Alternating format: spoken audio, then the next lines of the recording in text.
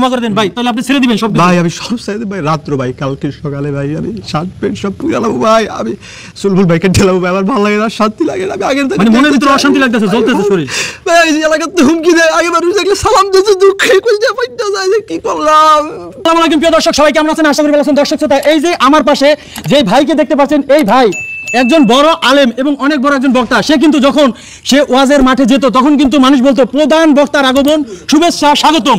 আজকে কিন্তু তার ভিডিও সোশ্যাল মিডিয়াতে ঘুরে বেড়াচ্ছে এবং সে কি কারণে ভাইরাল হয়েছে আপনারা জানেন, যে এই যে উনি যে এই যে চুলগুলো দেখেন কালার করেছে এবং সে এই ইসলামের পথ থেকে কেন সে সরে গেল এবং তার লেবাস দেখেন, এই যে সে যখন চলাফেরা করতো সে কিন্তু গাড়ি দিয়ে চলাফেরা করতো এবং যখন যেত মানুষের অত্যন্ত ভালোবাসা পেত। আজকে কেন সে এই ওয়াজ মাহফিল ছেড়ে দিয়ে কেন সে এই পথে আসলো, সেটা আসলে তার মুখ থেকে শুনবো।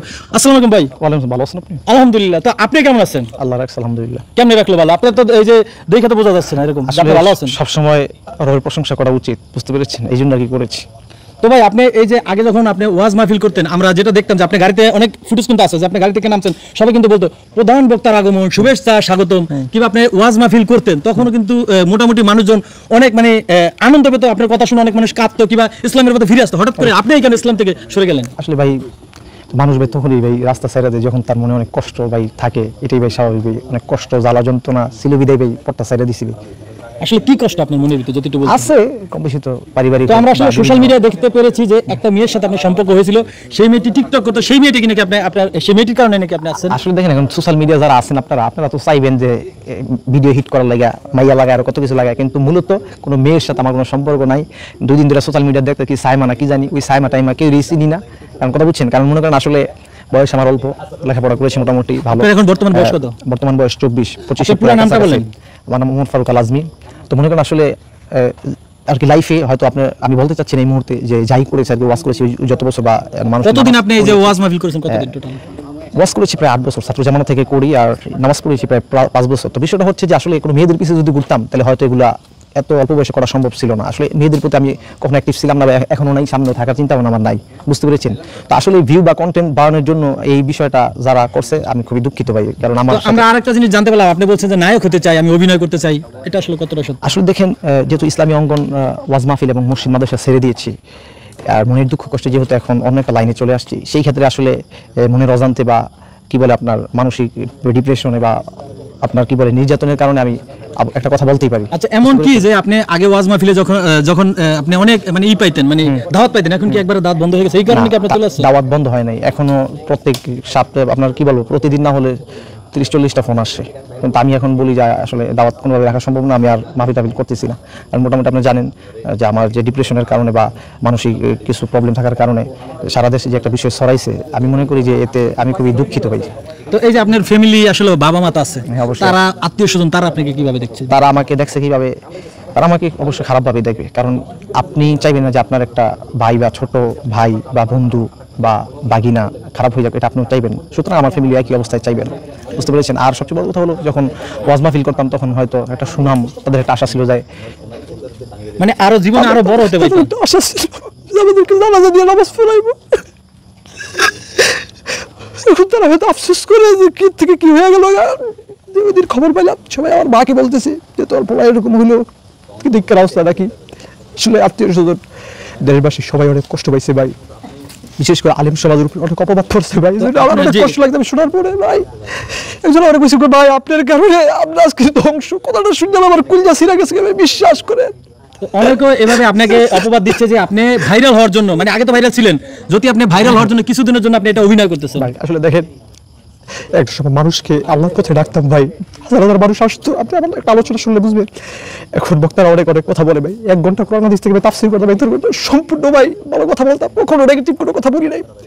আজকে বাংলাদেশের আলেম সমাজ, সাধারণ মানুষ আমার জন্য কান্দে এই কারণে যে এত সুন্দর ওয়াজ করে এই লোকটা কিভাবে এই পথে ভাই। মানুষে ভাই ফোন দিয়ে যখন কান্দে ভাই, তাদের কান্নার দোয়ার বরকতে ভাই আমি আর টিকতে পারি না ভাই, আমি কান ধরছি ভাই, আমি ছাইড়া দেবো, আমি আর থাকতাম না ভাই। অনেক আফসোস করে ভাই।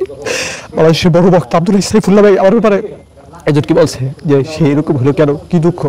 অনেক আলেম ব্যাপার খোঁজ খবর মাথায় কোনো প্রবলেম হয়েছে ভাই, বিশ্বাস করেন ভাইরালের কোনো চিন্তা নাই, মানে মাথায় প্রবলেম হয়েছে কিন্তু মানুষের মানসিকভাবে ডিপ্রেশন পড়ে কষ্ট নিয়ে এখন সবার টেলিফোনে বা সবার দোয়ায় বা সবাই খবর নিতেছে, বলতেছে, বুঝাইতেছে, আসলে নিজের ভুলটা এখন বুঝতে পারতেছি ভাই। প্রিয় দর্শক, আমি ওনার সাথে যখন আমি ওনাকে দেখছি, বিশ্বাস করেন আমার কলিজাটা ফেটে গেছে। মানে আমি কাউকে বোঝাইতে পারবো না যে একজন আলেম, যে সম্মানিত ব্যক্তি, সে যখন স্টেজ ওঠে মানুষ কিন্তু রাস্তা ছেড়ে দেয়, এবং যখন গাড়িতে নামে তখন কিন্তু বলে প্রধান বক্তার আগমন, শুভেচ্ছা, স্বাগতম। সেইভাবে কিন্তু রাস্তা ছেড়ে দেয়। আজকে তার কি করুণ পরিণতি! মানে তার যে দেখেন, তার এই যে সিরা প্যান্ট, তারপর তার পায়ের জুতাটা, সে কিন্তু লোফার পরে ঘুরতে। আপনি লোফার পরে ঘুরতেন না? দামি দামি জামা কাপড় পরতাম ভাই। দামি জামা কাপড় পরে তো এই যে উনি যেই জামাটা পরেছে, মানে এটা পরার কথাটা। আচ্ছা, আপনি যখন স্টেজে প্রোগ্রাম করতেন, আপনাকে মানুষ কিরকম দিত ভাই? দেখেন আসলে আল্লাহ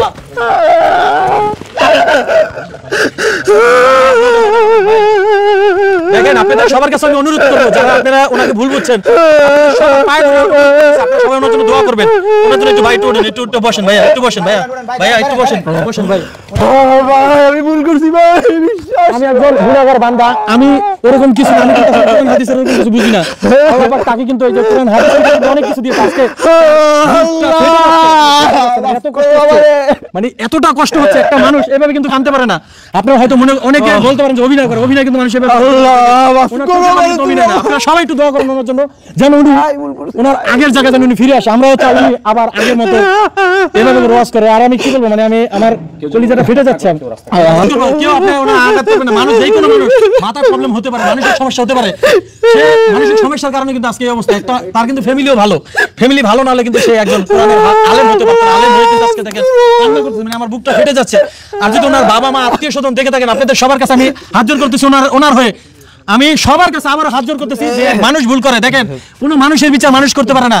এই পৃথিবীতে আল্লাহ আমাদেরকে সৃষ্টি করে পাঠিয়েছে। আমরা যদি কোনো অন্যায় করে থাকি, সেটা আল্লাহ দেখবে। আল্লাহ যদি ক্ষমা করে দেয়, তাহলে মানুষ কিছু করার নাই। তো আপনাদের সবার কাছে কিন্তু আপনারাও ওনাকে ক্ষমা করে দেন ভাই, তাহলে আপনি ছেড়ে দিবেন সব ভাই। আমি সব চাইতে ভাই, রাত্র ভাই, কালকে সকালে ভাই আমি শার্ট প্যান্ট সব পুরালাম ভাই। আমি সুলবুল ভাইকে ঠেলাবো ভাই, আমার ভালো লাগে না, শান্তি লাগে না। আমি আগের মানে মনের ভিতরে অশান্তি লাগতেছে, জ্বলতেছে শরীর ভাই। এই এলাকাতে হুমকি দেয়, আগে মানুষ দেখলে সালাম দিতে দুঃখে কইতে পাইতা যায় যে কি করলাম। মানুষ আমাদের খারাপ করে, আমার কষ্ট কি লেগে যাবে, এই রাস্তা ছেড়ে দিলাম ভাই। আমি ভাই ডরে ভাই, রাস্তাঘাটে জঙ্গলে থাই ভাই। গতকালকে আমার ফোনা ফেলে মারছে ভাই। তো আপনাদের কাছে অনুরোধ করবো, দেখেন আপনারা কেউ ওনাকে গায়ে হাত তুলেন না। আল্লাহ পাক মানুষকে হেদায়েত দান করলে পৃথিবীর কেউ আসলে আটকে রাখতে পারবে না। আর আপনাকে যদি হেদায়েত আল্লাহ পাক না দেয়, আপনি হাজার চেষ্টা করলে আপনি ইসলামের পথে আসতে পারবেন না, একমাত্র উপর আল্লাহ যদি আপনাকে হেদায়েত দেয়। তো আমি আর আজকের ভিডিওটা আর বাড়াতে চাচ্ছি না। আমার খুব খারাপ লাগতেছে। উনি কথা দিছে, দেশবাসীর কাছে কথা দিছে, আলেম সমাজের কাছে কথা দিছে, উনি আবার আগের মতো এই চুল কালার কালার করে আবার ঠিক করে ফেলবে। আগের মতো চুল কেটে যেরকম ছিল আগে, আলেম যেভাবে উনি ছিল ঠিক সেভাবে পায়জামা পাঞ্জাবি পরে ঠিক আগের মতো সে ইসলামের পথে ফিরে আসবে, কথা দিচ্ছে। ওনাকে যদি আল্লাহ ক্ষমা করে দেয়, আমরা আশা করবো আপনারা ওনাকে ক্ষমা করতে ওনার জন্য সবাই দোয়া করবে। ভিডিওটা শেয়ার করে দেবেন। সবাই ভালো থাকবেন, সুস্থ থাকবেন, সুস্থ থাকবেন। আসসালামু আলাইকুম ওয়া রাহমাতুল্লাহি ওয়া বারাকাতুহু। সো দর্শক শ্রোতা, ভিডিওতে অবশ্যই লাইক, কমেন্ট, শেয়ার করতে ভুলবেন না। ভিডিওটা যদি ভালো লেগে থাকে অবশ্যই আমার চ্যানেলটি সাবস্ক্রাইব করবেন, পাশে থাকা বেল আইকনটি অল বাজিয়ে দিবেন, যেন নতুন ভিডিও আপলোড করার সাথে সাথে সবার আগে আপনার কাছে নোটিফিকেশন যায়। আর যারা ফেসবুক পেজ থেকে ভিডিওটি দেখছেন, অবশ্যই আমার ফেসবুক পেজটি ফলো করবেন, ভিডিওটা আপনার বন্ধু বান্ধবের কাছে শেয়ার করে দিবেন। দেখা হচ্ছে নতুন কোনো ভিডিওতে। সে পর্যন্ত সবাই ভালো থাকবেন, সুস্থ থাকবেন। আল্লাহ হাফেজ।